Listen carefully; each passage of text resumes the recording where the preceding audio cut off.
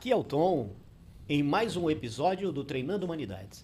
E hoje é um dia especialíssimo. Nós temos aqui duas pessoas incríveis que eu quero apresentar para vocês. Em primeiro lugar, o professor Dalmo Duque dos Santos, escritor, historiador, biógrafo do CVV, entre outras atividades aqui de extrema relevância, não só para a nossa região, mas para o Brasil, dado a sua área de conhecimento e tanto que esse rapaz produz. Dalmo Duque dos Santos. Eu gostaria de pedir a você, Dalmo, que apresentasse aqui o nosso visitante, Elcio, falasse um pouquinho dele e depois a gente passa a bola para ele falar um pouquinho da história dele. Legal. Obrigado pelo convite, né? Muito honrado e muito alegre, porque o Elcio é uma pessoa muito especial, né? A família Sterck, na Praia Grande, é uma família muito simbólica, né? Muito presente na cultura, né? Na história da cidade, né? Eu conheci o Elcio recentemente. Depois que eu fui descobrir que, além dessa paixão que ele tem pela história, pela cultura, ele é aviador, né? De carreira militar, depois civil, e é dono de um acervo, né? De livros, de documentos. Ele é um colecionador importantíssimo. E quando ele voltou para Praia Grande, que é a terra onde a família dele se radicou, né? Eles são do Pará, né? Eu achei muito interessante essa migração deles do norte, né, para cá. Se fixaram na Praia Grande e ele viu tudo isso acontecer. Ele, a família dele, como que a Praia Grande, como era São Vicente, né, naquela época deles, nos anos 50, depois, como a Praia Grande foi se emancipando, ele participou de toda essa... Viu de longe. Ele estava em São Paulo, né, já fazendo a carreira dele, mas ele testemunhou tudo isso, né? E aí, quando ele voltou, ele fundou o Instituto Histórico e Geográfico, né, da Praia Grande, foi convidando, né, ele, o Cláudio, as irmãs dele, os amigos, né, montou esse grupo, né, maravilhoso para resgatar a história da Praia Grande e da região, né. E eu tive a honra de ser convidado para participar desse grupo. Fiquei muito feliz, né. Então o Elcio tem muita coisa para falar da gente. E um assunto especial dele, que é a questão da aviação, né. Aviação técnica e aviação histórica, né. Isso é legal. Bem legal, a gente vai explorar isso, né. Elcio, agora, o Elcio pelo Elcio, quem é esse Elcio que está aqui conosco? Olha, a minha vida ela se dividiu praticamente em 3 fases. A primeira fase dela foi uma vida militar, né. Eu era mecânico de voo, e me formei pela Força Aérea Brasileira, fiz a escola de especialista de aeronáutica, né? E fui servir nas várias unidades da Força Aérea Brasileira. Em Salvador, fazendo a patrulha das 200 milhas, depois fui para a Amazônia, servi 13 anos na Amazônia. E, enfim, terminei minha carreira militar praticamente em Santos, onde eu servi 8 anos aqui na base aérea de Santos, e depois eu fui servir no DAC, onde terminei minha carreira. Aí foi a primeira fase da minha vida. A segunda fase foi trabalhando, fui convidado para montar um grande empreendimento aeronáutico em São Paulo, onde era o diretor-geral, e lá eu fiquei durante 20 anos. E há 3 anos atrás eu parei de trabalhar efetivamente na aviação, depois de 50 anos de atividade, e agora voltei para a Praia Grande para descansar. Só que esse descanso foi entre aspas, né? Aí vieram me procurar, querendo montar um Instituto Histórico Geográfico, e eu aceitei o desafio. E aí montamos o Instituto Histórico Geográfico, que foi, assim, uma surpresa muito grande com tudo que estava acontecendo. Por quê? A Praia Grande é um dos poucos municípios do Brasil que tem uma chamada tríade cultural. São 3 instituições, sem nenhum tipo de participação governamental, que é a Casa do Poeta Brasileiro, que hoje é a Casa do Poeta mais antiga do Brasil, 48 anos de fundada, foi fundada pela minha mãe, por acaso, e a Academia de Letras e Artes de Praia Grande, e agora o Instituto Histórico Geográfico. São 3 entidades culturais muito importantes. E eu estou me dedicando a isso agora. Eu pertenço também à Casa do Poeta e tudo, né? E vamos trabalhar em função da cultura. Mas você é um poeta de cabeça nas nuvens ou um aviador de cabeça nas nuvens? Não, um poeta de cabeça nas nuvens. Eu gosto de poesia, eu fui um leitor voraz, né? Li muito na minha vida inteira, então eu gosto das letras, da arte, da poesia, da crônica principalmente. Eu tenho uma coletânea muito boa de livros, de contos.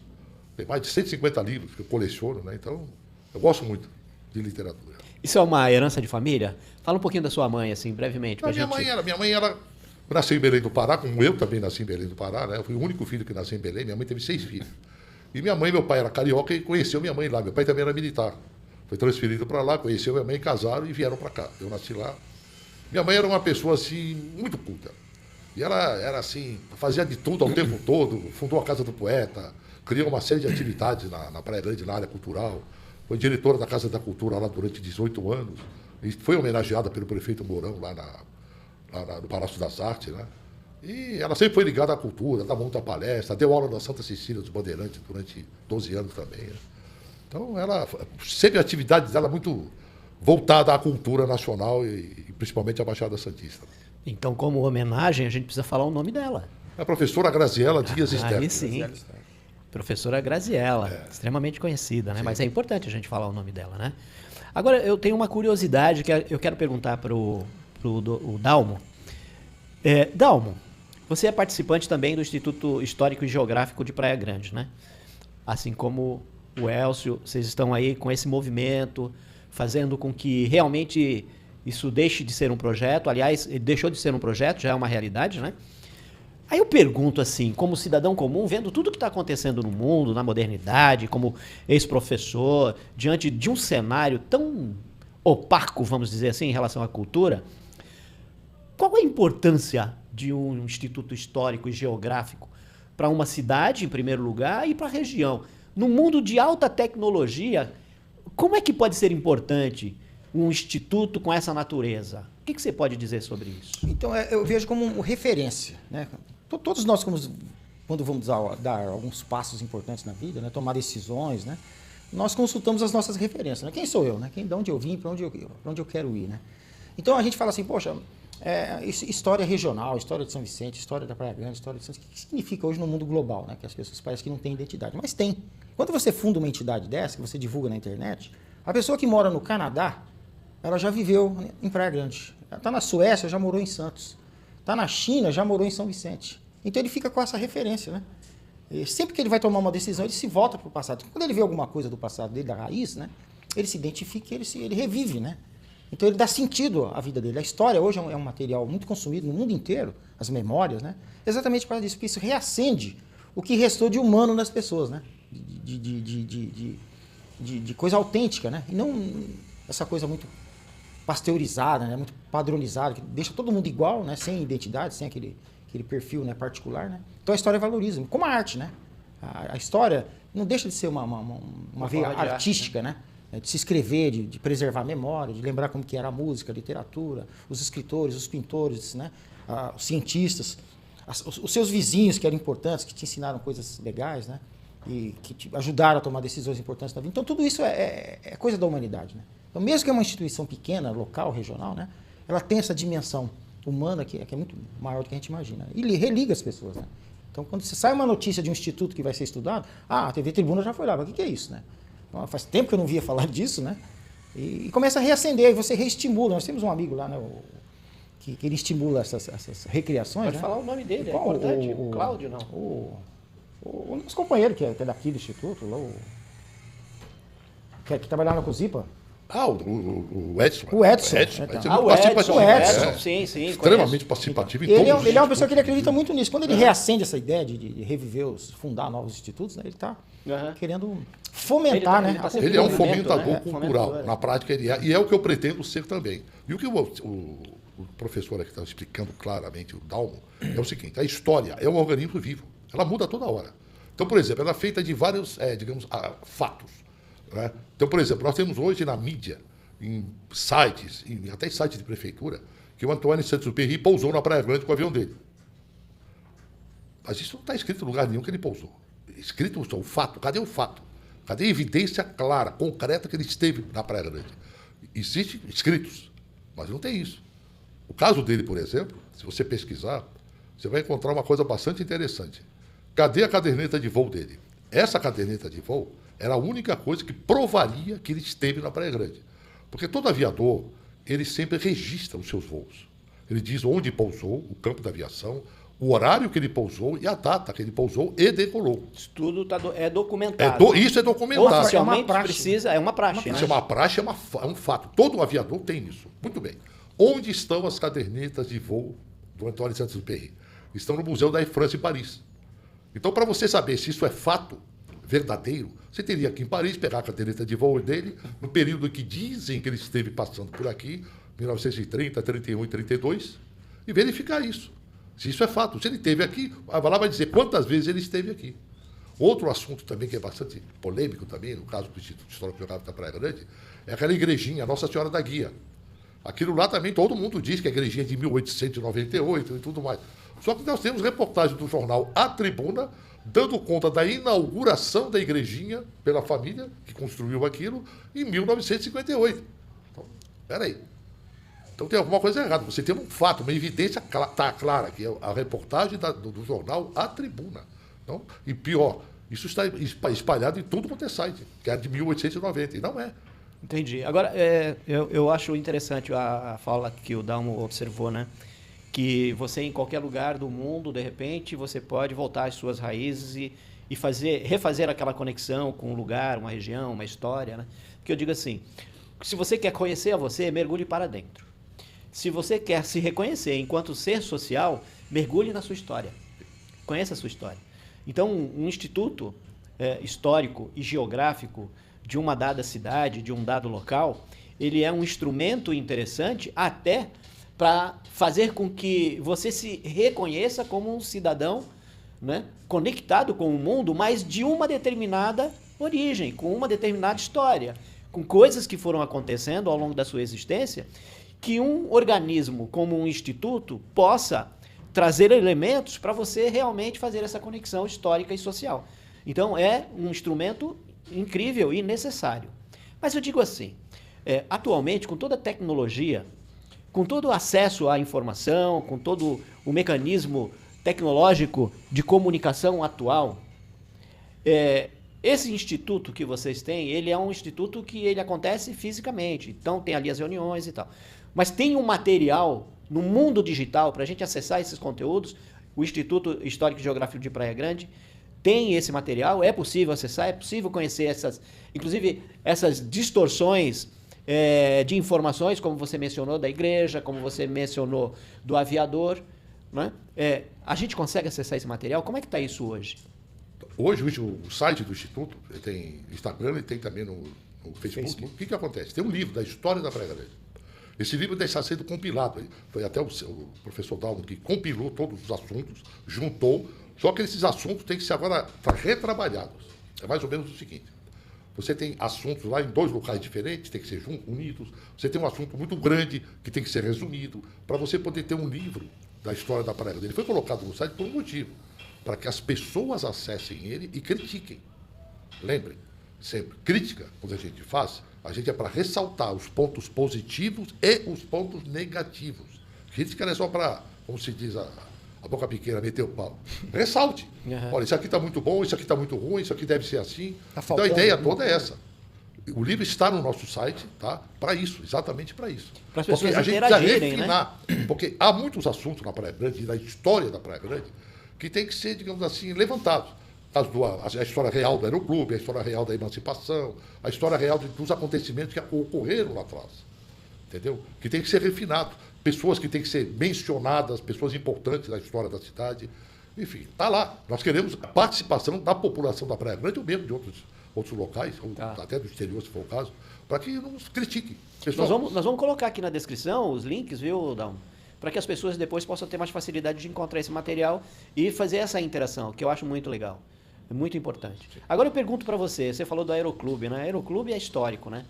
Teve foi uma parte muito importante da história de Praia Grande, porque ele era sediado lá, muito embora tivesse o nome de Aeroclube de Santos, né? Ele estava sediado, a pista era em Praia Grande, né? Que veio a terminar. Então, tem muito conteúdo do Aeroclube que isso ficou perdido na memória, perdido na história. Então, um dos objetivos que vocês têm hoje é trazer à tona e rever essa história do Aeroclube, facilitando o acesso à visualização desse material. Como é que isso está acontecendo e o que está faltando para as pessoas terem mais conhecimento sobre essas informações? A história do Aeroclube lá ela é bastante ampla. Então, vamos lá. Ela não começa com a criação do Aeroclube de Santos, ela começa lá atrás. Quando a área que pertencia à família Cirilo foi comprada pela Latecoer, visando tem até uma planta, que o rapaz depois pode colocar aí. A imagem? A imagem de uma planta dessa primeira pista. Ela era solitária lá, naquele local. A área foi comprada. Vamos mostrar algumas imagens aí, já está na tela lá, o pessoal já está vendo. Então, o que é total?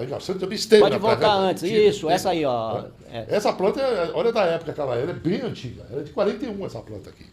Então, você percebe assim, essa área foi comprada da família Cirilo, foi feito várias instalações, até 1928, e começaram a usar essa pista pela Latecoer e outras pessoas. A Latecoer era uma empresa aérea francesa. Exatamente, francesa, que fazia o correio aéreo pela América do Sul inteira.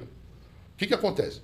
Tem algumas curiosidades aí. Então, Esquece o Aeroclube de Santos por enquanto. Então, é o campo da aviação da Praia Grande. Tá, entendi. Que era o campo de Santos, chamado pela Latecoère, onde fazia as escalas aqui.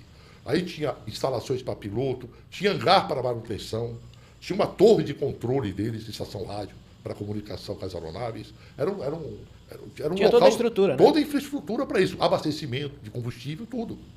Inclusive, em 1929, o comandante João Ribeiro de Barros, que fez a travessia do Atlântico com o Jaú, depois que ele pousou em São Paulo, em 1927, ele fez algumas apresentações e daí nunca mais voou o avião. O Jaú nunca mais voou. O Jaú. E ele ficou aonde? Ele ficou no Museu de Ipiranga, guardado lá no canto lateral. Aliás, foi o Elcio que restaurou esse Então, avião. isso é interessante. Então, o Jaú ficou jogado lá, do lado do Museu do Ipiranga, e depois foi para a Oca, lá no Parque de Ibirapuera, onde ficou 40 e poucos anos lá. Isso é uma outra história que eu vou contar daqui a pouco. Então, vamos lá. Senta que lá vem história. Senta que lá vem história. O que acontece? Em 1929, o João Ribeiro de Barros resolveu adquirir um avião, o Breguet 19. Comprou o Breguet 19, desmontado de navio, e levou para o hangar da Latecoère, na Praia Grande, e montou o avião. Veio de onde? Veio da França. Da França. Tá. E montou esse avião lá e fez um voo. Infelizmente, teve a Revolução de 30 e o avião foi arrestado pelas autoridades federais. Certo. Ele perdeu o avião dele. Entendi. Infelizmente. Depois foi um acidente e o governo dane-se, né? Então, lá tem algumas histórias incríveis desse aeródromo. Então, até 1936, por exemplo, o Aeroclube de Santos não existia. O livro ATA está lá. A criação do Aeroclube de Santos foi em 1936. E durante a criação, até 1945, o Aeroclube de Santos voou na base aeronaval de Guarujá. Ele só foi para a Praia Grande em 1945. Depois, mas, peraí, o Aeroclube já existia, ele era baseado aqui no Guarujá. Exatamente. Depois é que ele foi... Em 45 que ele foi ocupar, quando a pista foi abandonada depois da Segunda Guerra. Depois da Segunda Guerra Mundial. Certo. Porque a Latecoère foi vendida para a France, e a France não tinha interesse em operar o campo, e o governo retomou de volta aquela concessão. Entendi. Entendeu? Olha bem a situação da história. É bem interessante. É bem interessante isso aí. E ela foi usada por várias companhias aéreas durante esse tempo todo. Então, a história do Aeroclube é muito bonita, mas a história do campo da aviação é mais bonita ainda. Então, a partir de 1945, o Aeroclube de Santos tomou conta. Daí, então, ele melhorou o Aeroclube, conseguiu, digamos assim, trabalhar mais. Formou muitos pilotos, acredito que atingiu mais de 1 milhar. E um detalhe importante, o Aeroclube de Santos, ele foi o terceiro aeroclube fundado no Brasil. O mais antigo é o Aeroclube do Brasil, que foi fundado no Rio de Janeiro, em 1911. E depois, de 1931, foi o Aeroclube de São Paulo. E o Aeroclube da Praia Grande foi o terceiro do Brasil. Lamentavelmente terminou. Formou milhares de pilotos, muitos ainda voando até hoje na aviação comercial. Tá? É uma história muito rica essa. E a partir de 1995, então, o Aeroclube de Santos passou a ser chamado de Aeroclube da Praia Grande.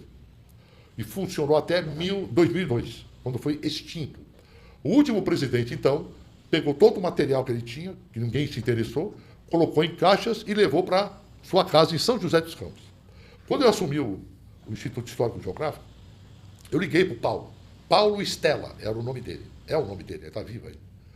O Paulo, falei, Paulo, pelo amor de Deus, Paulo, eu estou aqui agora com o Instituto, eu queria que você pudesse doar esse material.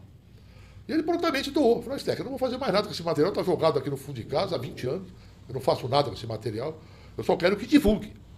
Que é a missão do Instituto Histórico e Geográfico da Praia Grande, divulgar o material que nós temos. Mais de 150 fotografias, o livro Ato Original, com todas as atas da década de 30 e 40. É uma história muito rica. Então, o que acontece? É muita informação que precisa sentar, entendeu? E organizar um trabalho com relação à história do campo da aviação da Praia Grande. Então, você tem vocês, né? Tem um grande desafio aí, né? Bom desafio. Dalmo. Tem porque é um tipo de material que é raro, você não tem acesso, mas você precisa ter alguém que tenha conhecimento para fazer a leitura desse material, né? Ligar coisa com coisa, porque senão fica muito solto, né? Contextualizar, né? Então, o Elson já tem essa visão tal. técnica, né? Histórica, e isso facilita muito. Porque se cai na mão de um historiador que não tem essa formação, essa visão, esse conhecimento de aviação, fica difícil, não atinge o objetivo, né? Certo, então a gente soma forças, né? Cada um com a sua área de conhecimento e agregar, né? Agrega. É interessante. Agora a gente vai fazer o seguinte, a gente está falando, né? Vamos mostrar algumas imagens e aí você vai... Algumas que você queira comentar, vai comentando. Assim, quem estiver assistindo o programa também já vai poder ter acesso visual a algumas imagens do conteúdo que existe lá no Instituto Histórico em relação ao que a gente está falando aqui. Você pode ir colocando para a gente aí, olha só. Essa imagem é uma imagem bem interessante. Ela não é de Praia Grande. É de Então, Santos isso aí, aqui né? é dúvida, essa É de imagem. Santos, é. Lá é a barra, né, do Guarujá, né? Você tem o ano dessa imagem, não? Essa imagem Aproximada? Provavelmente ela é da década de 30, viu? E você vê, embora a legenda está dizendo que, né, que a aterrissagem, né? Aham. Ela aconteceu em Praia Grande. Mas tá lá. A da Santos, década né? de- Ele veio da Praia Grande para Santos, Santos. aterrissou aqui, tá certo. Tá, ele saiu de francês, Praia Grande isso. e aterrissou aqui. Provavelmente aí deve ser a região do Gonzaga, pela distância que a gente está vendo, até o outro lado, lá do Embaré, morro. provavelmente é o Embaré. É o Embaré? É Dia pela de chuva, proximidade do É, da e ilha. tava ruim o tempo, hein? Tava ruim. Aviador é sempre um aventureiro. Esses aviões eram da Latecoer. Ah, esses aí ainda eram da Latecoer. Da Latecoer esses Tá aviões. escrito lá, né? Continua aí agora. Esse aí que esse é é o o mito. Esse é o mito, esse é o Esse é mito. o mito, é o mito. É, todo mundo. Não há quem não conheça a história por causa do livro, né? O Pequeno Príncipe. Sim, todos Né? conhecem. Todos conhecem. Agora, você já imaginou que legal se a gente pudesse dizer comprovadamente que ele. Isso é uma missão que nós temos. Uma missão. Olha só, que Essa é uma legal, missão hein? que nós temos. Localizar Tá, o- esteve de fato aqui. Localizar o diário de bordo dele. Vamos né? localizar. Alguém for à França, pelo amor de Deus. Eu vou escrever uma carta para lá. Pra Ó, ver se eu alguém consigo. for à França, faz contato com o museu. Museu, pede para dar uma olhada no documento e tenta verificar. Você tem certeza que essa caderneta de controle Está lá. desse piloto lá. Eu está li no no museu? documento que ela está lá no museu. Gente, alguém indo à França e queira se colocar à disposição de fazer essa diligência. Seria para nós, olha, uma maravilha. Gente, vai ser maravilhoso, hein? É porque É pode só ser entrar também. em contato com a gente. E aí o nome dessa pessoa vai ficar na história também, né? Vai, que ele Olha conseguiu comprovar. Não, porque também tem um lado obscuro aí, né? Porque, por exemplo, essa caderneta era de porte pessoal, né? Porte pessoal O aviador levava. Então, se ele morreu num acidente aéreo, a última caderneta dele desapareceu. Se ela não foi achada. Não, ela mas foi essa morta. caderneta era uma caderneta antiga dele, que é da década de 30. Ele morreu só em 40 e pouco. Ah, tá. Então já, Mas já espera um muda o pouquinho. cenário. Não existe aí algumas falas de que ele esteve aqui durante o período da Segunda Guerra? Não, na Segunda Guerra ele nunca teve aqui. Não foi? Não, só na década Então a de gente 30. precisa rever isso Início aí. da década de 30. só. Ele nem era escritor, né? Outra coisa importante, vocês vão apresentar uma foto aí que foi tirada na Praia Grande com o Gago Coutinho. Tá, vamos avançar nas fotos, Uma Diogo. foto extremamente interessante. Essa foto aí, Essa é uma foto bem antiga da década de 30. e lá está o Aeropostal. hangar, né? O hangar, tá vendo?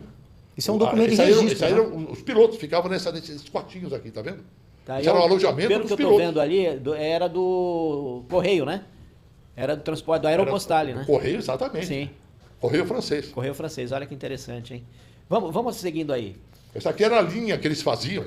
Eles iam até a Argentina, tá vendo lá? Saíam da Europa, da França, atravessavam. Eles faziam a travessia do Atlântico em voo direto. E pelo que eu estou vendo, acho que a travessia nessa posição ainda era mais longa do que a travessia que faziam naquela direção lá para Pernambuco, né? Não, mas Porque ele vai sair aqui próximo de Natal. A sair em Natal. Rio Sai Grande do Natal, Norte. aqui sai Ah, Natal. tá. Por isso que no livro do Saint-Exupéry aparece a famosa árvore, né? Que dizem que foi inspirada na presença que dele lá interessante, olha só. no Rio Grande do Norte. Agora Que tem uma bacana, coisa hein? bastante interessante. Se ele avançar lá, Pode avançar, Diogo. essa aí é uma foto de um Cessna 190 na Praia Grande.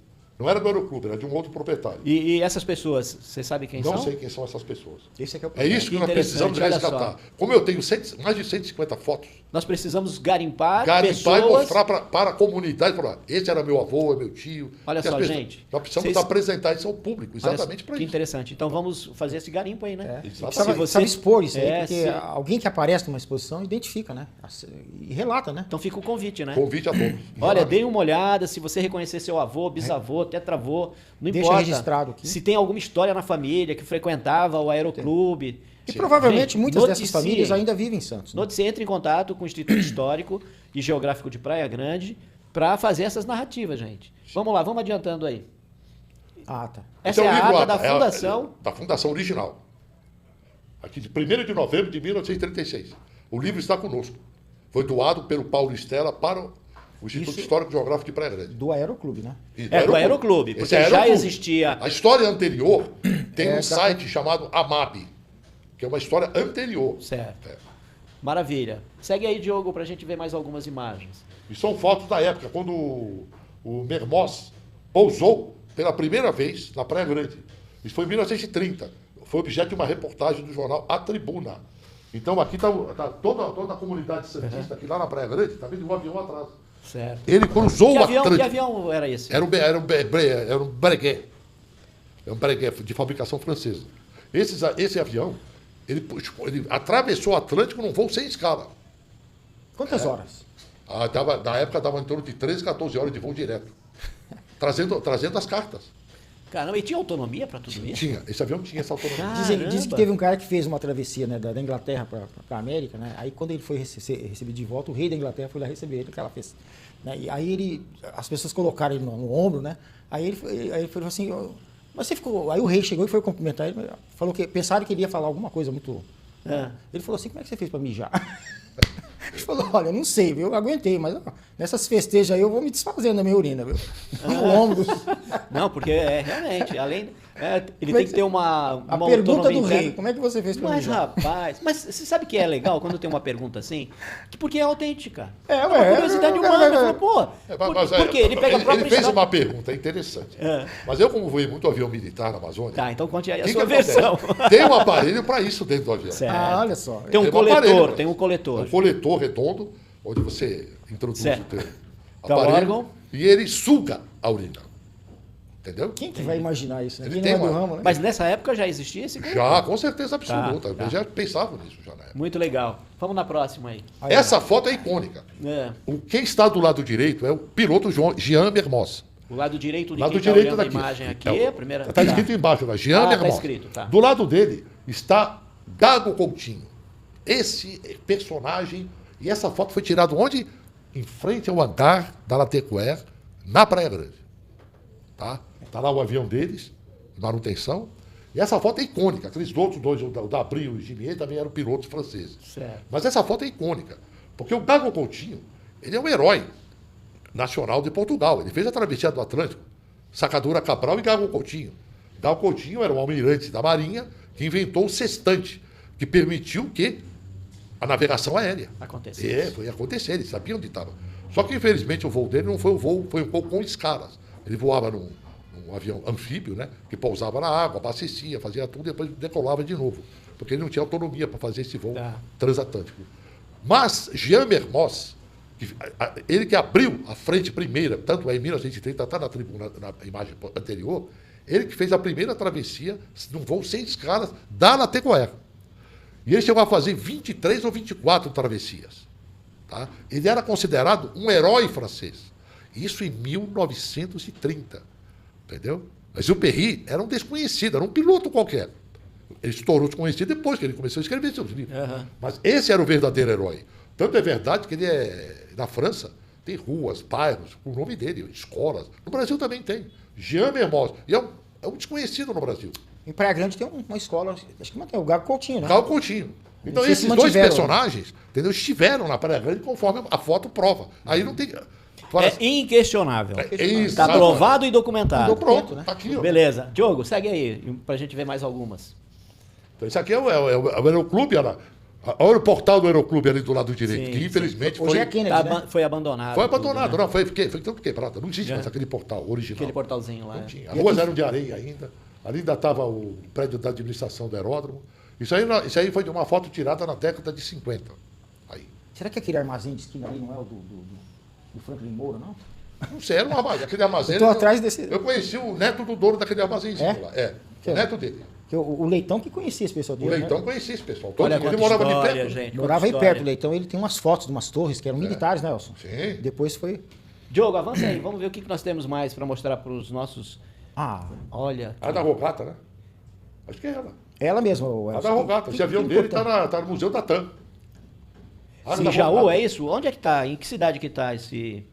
Será que é esse avião mesmo? Que tá É lá? o mesmo avião. É? Está no Museu da TAM. E do jeito que está aí. A da Rogata. Essa mulher, a da Rogata... Esse é o Jaú. Não, esse é um Não, Cessna. esse é um Cessna. É um Cessninha. Ela fez uma volta ao mundo aí, com esse avião. Ah, tá. Era um avião. Olha só, Viajava e solitário. aí a gente está num momento em que a gente tem que dar esse olhar, né, para as histórias das mulheres que fizeram diferença no mundo, né? Olha só. Que é uma afirmação na época, Olha só né? que O interessante. seu programa é um programa bastante assistido. Tem uma santista, eu estou em busca dessa mulher, eu não consigo trabalhar com ela, não acho ela em lugar nenhum. Mas está viva? Não sei se ela está viva. Qual é o nome? Vamos. Isso. De repente tem parentes, né? Tem... De repente algum parente, alguém Algum que... parente saiba dela. Porque essa mulher, eu tô em busca dela já faz um bocado de tempo, viu, velho? Era Eu não aviadora. consigo nada O dela. que, aviadora? Aviadora santista, olha isso. Olha que Eu legal, tô hein? atrás dela. Eu tô atrás dela e eu não consigo nada dela. E você tem alguma imagem dela aí? Se você, Ah, você pudesse. olha só. Essa mulher aqui. Aqui eu vou mostrar, mas Por a favor. gente vai colocar Tereza Sodré Lopes. Isso. Tereza Sodré Lopes. Aí tá Ela a carteira nascida dela. em 13 de março de 1924. Ela é considerada pioneira da aviação santista.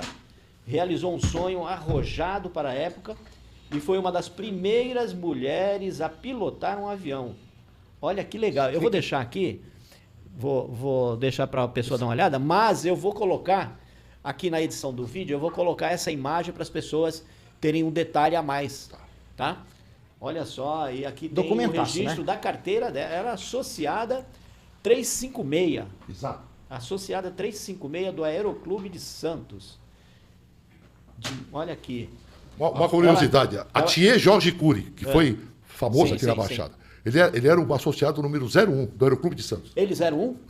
Ele foi o primeiro. Caramba, e ela é a 356. Olha quanta gente tinha de... Passou, Muito. né? Pelo Aeroclube. Olha que interessante. E isso aí, essa carteirinha dela aí é de 1947. Sim, mas ela é uma mulher que eu já fiz pesquisa em tudo quanto é Não lugar achou? na internet. Não acha nada. A gente vai conseguir agora. Nada. Vamos movimentar esse povo. O podcast de vocês tem Vamos movimentar. A gente vai pôr nas deve redes ser uma sociais. história muito. Deve ter filhos e netos vivos. Provavelmente. Né, que saibam dela. E ela é uma heroína, na minha opinião. Claro. Pô, ela é uma pioneira. Para ter a merecida homenagem, né? Sim. Olha que legal. Diogo, vamos ver o que você tem mais aí, Diogo, para mostrar pra gente. Esse é o acervo físico. Exato. Isso aí- Parte do acervo. Parte do acervo. O acervo que foi doado pelo Paulo Stella, último presidente, para o Certo. Instituto. E esse material eu necessito realmente expor ao público para saber a importância disso. Muito bem. Segue aí, Diogo. Vamos mudando a imagem aí. Isso é um jogo de medalhas que o Instituto de História Militar presenteou, homenageou o Aeroclube de Santos.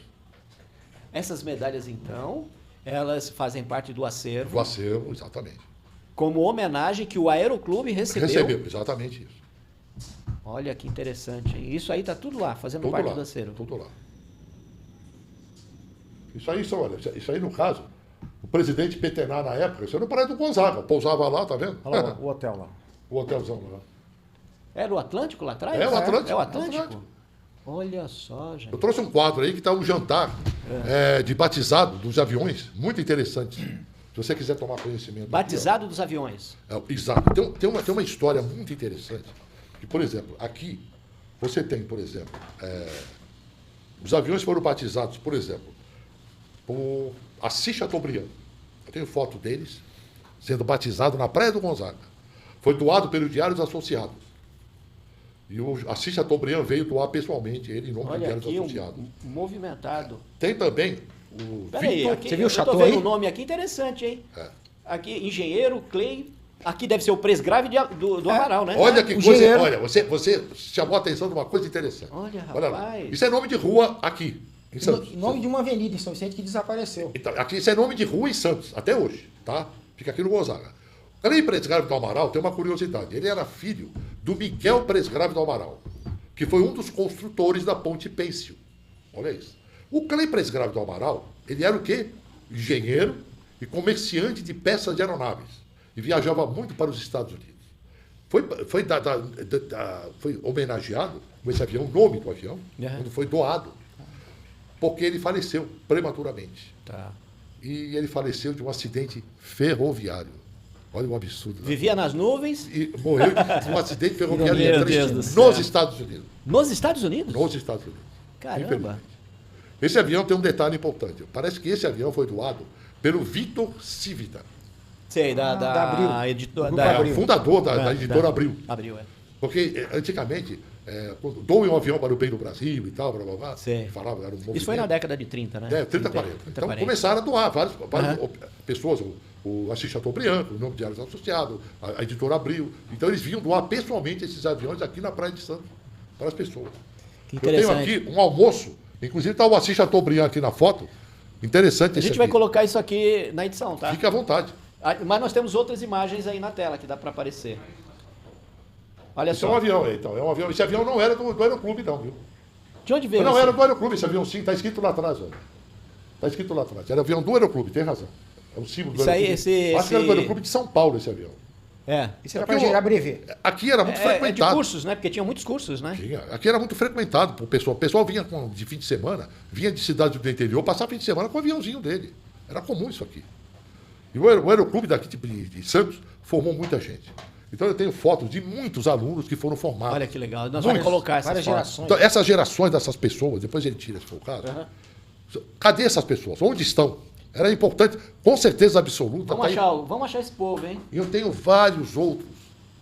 Tem uma história muito Mas tem uns bonita. nomes aqui, ó. Afonso, Lafraia, Barros, Isso. Maurício, década de 40. Isso, São ex-alunos formados lá no Aeroclube, né? isso.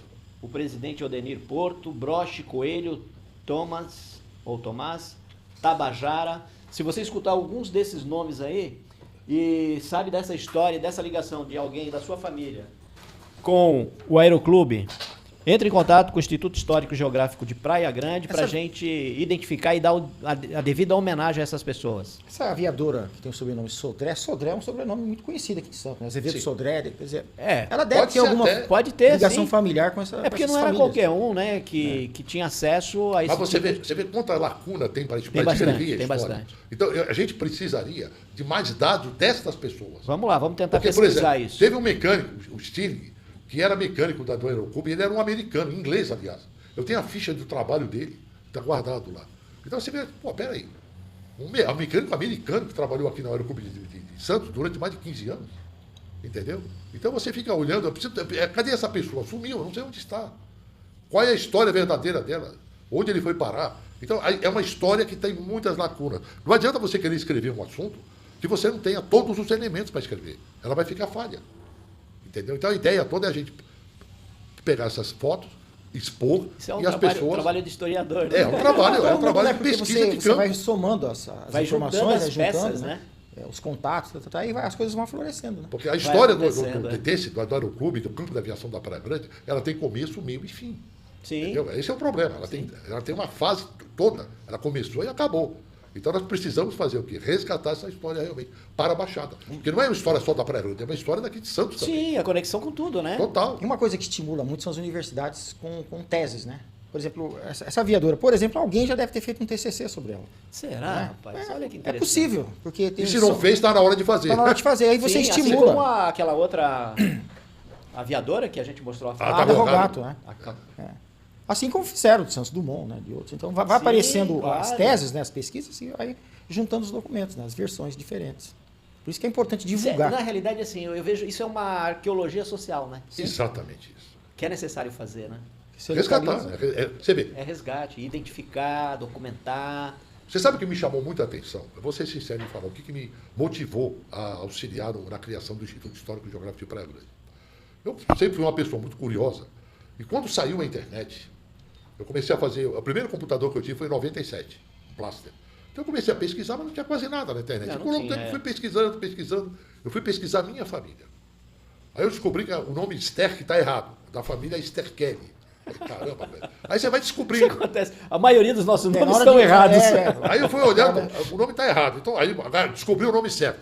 Aí eu vou pesquisar a família. Aí vieram, o meu bisavô veio da cidade de Lonigo, em 1891. Aí, caramba. Aí veio com a minha bisavó, que eram dois italianos. Então, eu sabia que tinha algum italiano na família. Agora, aí eu comecei a pesquisar. Eu fui pro lado da minha mãe, fui pro lado do meu pai, comecei a pesquisar tudo. Aí tinha suíço, pro lado da minha mãe tinha espanhol, tinha índio brasileiro. Aí, de repente, eu descobri um bisavô meu, tataravô, que era o capitão Manuel Nicolau de Melo, que era mulato. Eu falei, opa, tem preto, negro na família. Sim. Aí você vai pensar, pô, peraí, eu tenho negro na família, eu tenho índio na família, espanhol na família, eu tenho diabo na família. É uma tradicional família Então, brasileira. exatamente. Então, falar em racismo no Brasil é uma coisa meio, para mim, absurda, porque se você analisar todos os seres humanos, por exemplo, uma curiosidade que eu descobri um dia desses, Tibiriçá. Todo mundo sabe quem foi Tibiriçá. A rainha Sílvia, da Suécia, Descendente. é descendente do Tibiriçá. Como de João Ramalho, né? Eles Porque falam João com Ramalho maior foi casado orgulho, com né? Batira, que era filho do Tibiriçá. Então você vai olhando assim, ué, a rainha Sílvia da Suécia tem sangue indígena? Tem. Você entendeu?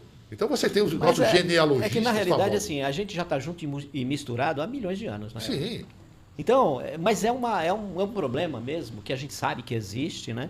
a questão de discriminação, não só por questão de raça, mas gênero, a questão idade, questão financeira. Então, isso acontece em toda e qualquer sociedade. Mas nós tivemos uma sorte muito grande, que o interesse por essa autenticidade sanguínea, né, ela surgiu quando o Brasil se tornou nação. O Brasil ficou independente, etc., mas o que é o Brasil? Qual é a carteira de identidade do Brasil, o CPF do Brasil? Né? Então, eles começaram a procurar essas famílias quatrocentonas. Né? Então, esses genealogistas, né, eles já começavam a pesquisar. Essas famílias foi para Cuiabá, essa família vicentina que foi para Goiás. Né? Então, foram os ramos. Né? Então, esse pessoal da aristocracia paulistana, como é o caso da Rainha Silvia, etc., eles perceberam que eles tinham esses antepassados. E eles sentiam necessidade, né, de se identificar, porque lá fora as pessoas perguntam, mas você é quem?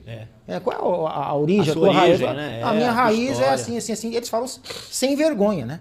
Aqui a gente tem esse pudor. medo, Eles não, né? eles não. Isso autentifica o sangue da família, né? O passado, a história, a genealogia, né? Quando você lê a história do Brasil mais antiga, você percebe uma coisa bastante interessante. Você vai descobrir, por exemplo, o número de indígenas que foram para a Europa foi muito grande. Para a França, para a Inglaterra, para a Espanha, para Portugal. E esses indígenas que foram para lá, eles tiveram filhos. Constituíram Então está lá no família. sangue deles também. Apesar da gente não saber isso. Mas é gozado isso aí. Os nossos indígenas também foram para lá, doar o seu sangue para A eles. primeira linha de tráfico de escravos, ela foi ao contrário, ela não veio da África para a América, ela foi da América para a Europa. O João Ramalho, ele era traficante de escravos. Porto dos Escravos, São Vicente era Porto dos Escravos, por quê? Porque quando ele chegou aqui, ele via essa movimentação de guerras indígenas, né? E eles matavam os adversários. Aí o João Ramalho falou pro genro dele, falou, não mata não, deixa vivo que eu vendo. Quer dizer, havia o tráfico América, Europa. Sim, muita gente foi o pra lá. inverso, né? O inverso. O inverso do Por que exemplo, a história enaltece. E acha que a escravidão é só africana. E os nossos indígenas brasileiros, principalmente os da Amazônia, levaram tudo de errado para a Europa, por exemplo. Levaram, por exemplo, o quê? Cigarro, né? Tem muita história. Tabaco, né, cara? levaram para lá. Nós Costume de vamos- tomar banho, né? O europeu Também. não tomava banho. O europeu não tomava banho. O indígena brasileiro que ensinou isso. Tabaco, por Se exemplo, atingir- plantavam tabaco e fumavam tabaco. Aí o americano, o francês, o inglês, isso deve ser bom, vamos provar isso aqui também. Criou lá eles. Gente, Pode fazer. assim, tem tanta história, Tem muita muita história. Olhando para esse olhar de que a história é que nos constitui, não é? Tá claro, é nítido a importância de uma instituição como o Instituto Histórico e Geográfico de qualquer região. E aí a gente está falando aqui de Praia Grande. Com todo esse material, com toda essa história, com todo esse conteúdo, é importante que a gente torne isso público para que as pessoas possam acessar, possam contribuir, né? De repente identificar um parente, para fazer com que a história seja continuada. Né? Que a gente possa olhar para dentro da gente e falar, eu sei quem eu sou. Mas conhecer não só como você é, mas conhecer a tua própria história e a história daqueles que vieram antes de você e que constituíram aquela cidade, que constituíram aquele povo, aquela sociedade, que organizaram, que sofreram, que tiveram as suas dificuldades. Então, um organismo como esse faz com que a história continue viva e permaneça viva, apesar da nossa finitude, que a história possa fazer com que nós não sejamos esquecidos. Existe um movimento, né, organizado para isso. Né? Na nossa região inteira tem essa sorte. Né? O surgimento do Instituto Histórico e Geográfico ele vai preencher uma lacuna do litoral sul. Né? Por exemplo, quando foi fundado o Instituto, já deu um sinal de alerta para Mongaguá, para Itaém, para Peruíbe. Então as pessoas falam, opa, tá chegando aqui. Né? E eles somam. Né? O Guarujá já tem o CEDOM, que é o Centro de Documentação. Né? São Vicente tem o Instituto Histórico, que é mais antigo. Santos tem órgãos importantíssimos, tem o museu, né? Tem o de arquivo a Fundação e de Arquivo e Memória, que é o principal repositório que a gente tem regional, que é guardado mesmo. Né? Muita coisa de São Vicente, de Praia Grande, Guarujá, está na Fundação Arquivo e Memória. Tá Sim, lá. de Cubatão também tem bastante Cubatão. coisa. Então isso já tem uma movimentação, uma organização que pode trazer isso à tona. Né? Faltava o Litoral Sul. Né? Eu acho que O Litoral Sul está carente disso. Nós incentivamos a criação, eu também sou diretor lá, do Instituto Histórico e Geográfico de Itanhaém. Certo. Lembrando, Itanhaém, a importância histórica dela, segundo município fundado no Brasil. E tem também Iguape, que também tem uma história maravilhosa. Iguape é uma cidade que eu já fui lá umas 10 vezes. Eu fico pasmado como as pessoas não conhecem Iguape. A infraestrutura da década de 1700, século XVI. Tem muita coisa 17, preservada. Está tudo lá preservado. Porque não teve especulação imobiliária. Né? também. A especulação não chegou lá. Os móveis antigos estão tudo lá Está intactos. tudo lá guardado, está tudo lá para ser visto. Aquela praça maravilhosa, aquela igreja fantástica. Lembrando sempre, a gente quando fala em patrimônio histórico, a gente pensa sempre aqui, aquela cidade aqui do litoral norte aqui, antiga. Paraty, antiga e tal. Igual é 150 anos mais velho. 150 anos mais velho. Tem muita história. É muita história Se que nós está lá tivéssemos guardada. Cananéia. Cananéia, meu Deus. Tem. Então, É. a gente conhece muito pouco, né? Então a gente não está dando valor que para uma coisa que está estimular aqui do lado. Olha, o Instituto Histórico da Praia Grande, eles estão fazendo um movimento de palestras nas escolas. Né? Que são provocações, porque os professores, quando começam a dar aula de história, de geografia, eles sentem falta de material, de referências. E muita coisa não foi contada. Né? Em todas as cidades acontece isso. Então eles já estão fazendo visitas às escolas, fazendo palestras simples, né? Mas aqui estimula a curiosidade. Né? As pessoas vão se interessando, aqueles alunos que assistem aquela palestra, 2 ou 3 já começam a pesquisar, quer produzir material novo, eventos novos. Né? Então isso é muito importante. E vai aparecendo documentos.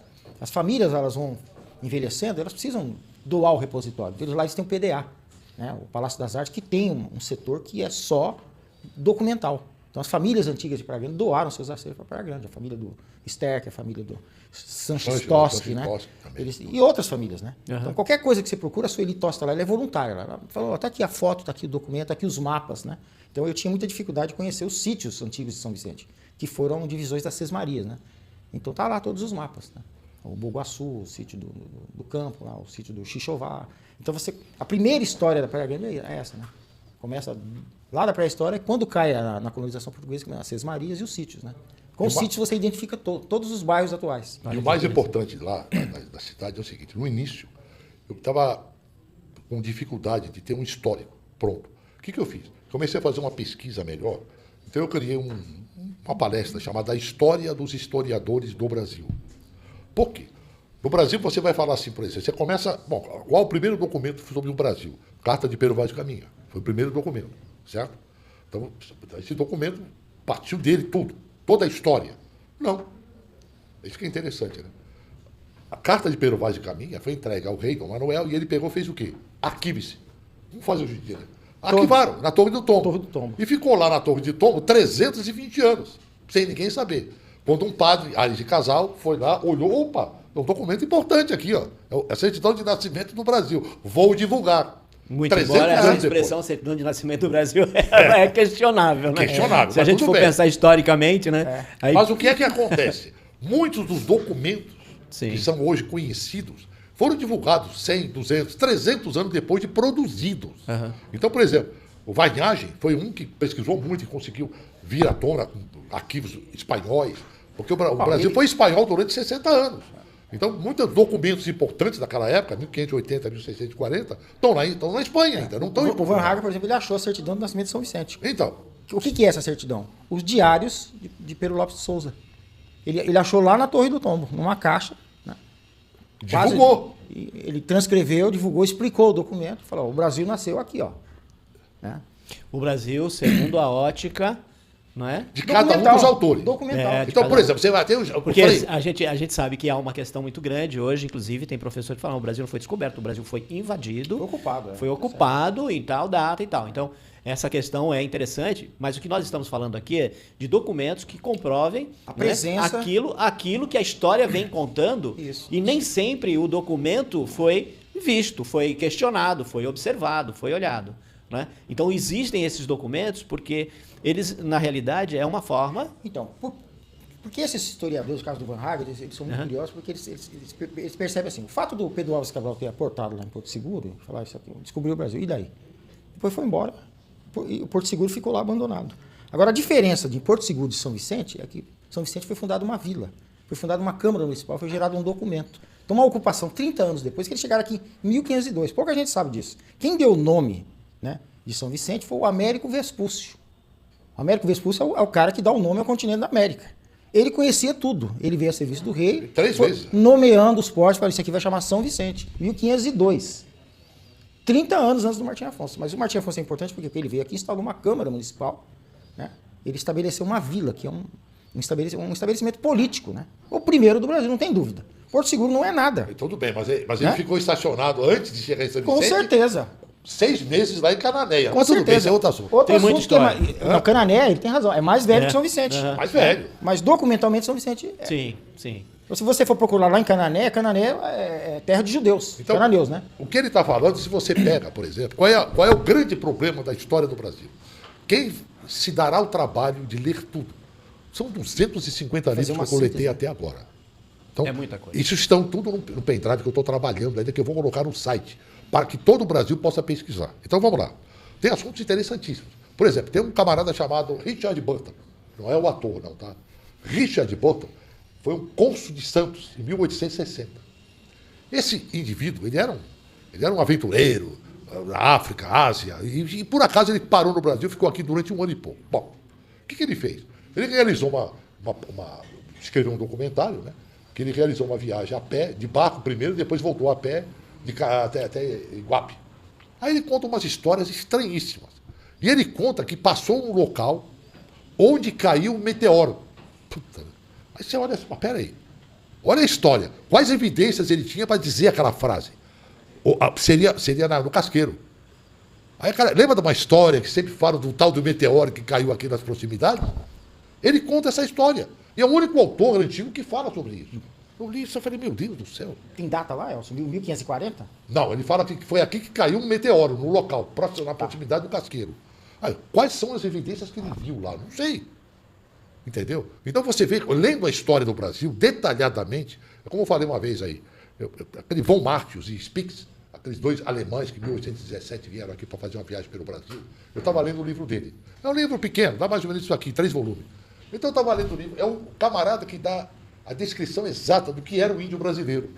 Bom, o índio brasileiro era um drogado, que vivia bêbado, fazia bebida dele com cachaça, não queria trabalhar. Segundo esse autor. Esse autor, mas isso é verdade. Eu conheci, lembra, eu vivi... Essa percepção é uma percepção... Eu vivi 13 anos com índio na Amazônia. Eu vivi lá, no índio, eu conheci várias tribos de índios. O índio brasileiro, ele é um ser humano como nós, como a nossa sociedade.